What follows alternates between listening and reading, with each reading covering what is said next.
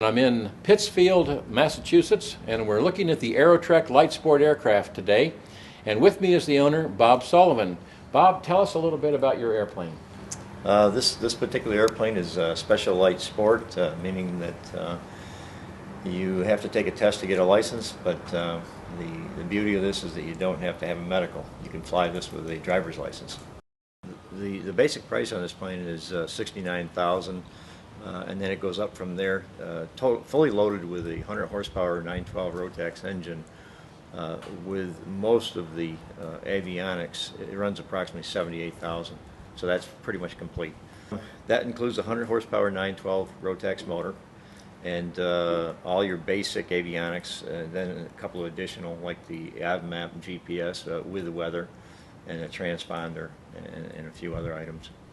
This airplane has something I've actually not flown before, and that is flaperons. Tell me what flaperons are and how they work. Flaperons, they basically do the same thing as flaps, however they're not quite as efficient as flaps. But with this small light aircraft, the way it's designed, we have no problem at all with the flaps and side slipping. It side slips very well.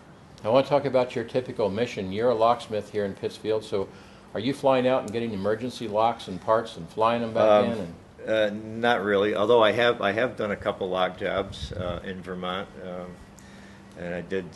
But as far as using the aircraft as a business, no. Primarily, it's for recreation.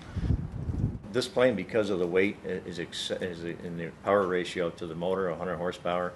It gets off the ground exceptionally well. Okay, you ready to go? Under normal conditions, we're probably talking 300 feet or less. It'll climb out fully loaded with full fuel and baggage and two 200-pound people. The plane will approximately fly out at 1,000 feet a minute, which is pretty impressive for a small airplane. We were able to put both of us in this airplane, and we still had about 15 pounds left over. Is that right? That's correct, yeah.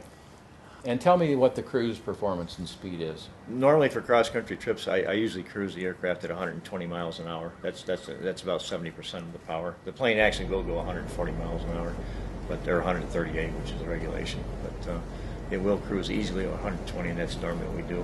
It's best for cruise and best for all around, especially fuel economy. Okay. It has the bubble windows on it. The visibility is extremely good. We have a skylight on the top.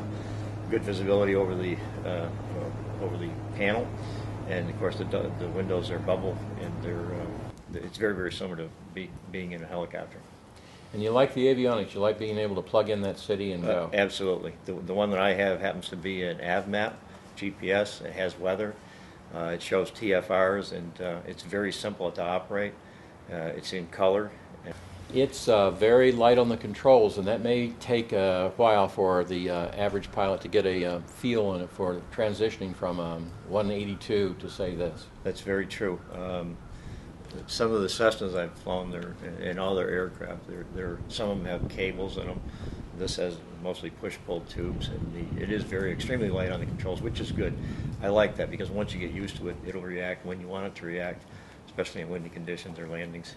So thanks for being with us, and thanks for showing us your Aerotrek. Yeah, well, thank you.